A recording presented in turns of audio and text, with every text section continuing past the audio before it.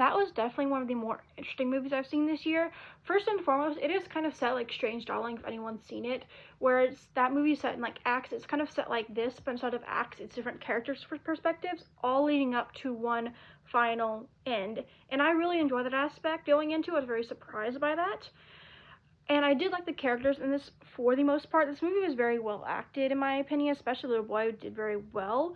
And there was one character that was very creepy character. I think they did their job very, very well in this movie. Even though at the end their acting kind of switched, but it turned out to become a very funny chase scene, and a couple people in my theater audibly laughed. You could hear it throughout, so that kind of makes up for it.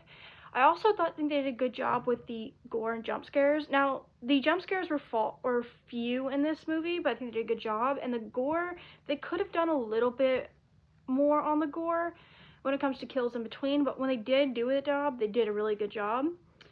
But where this movie kind of goes to more for me is there was one character I felt that was kind of unnecessary, that kind of added time. They could have done a completely different story.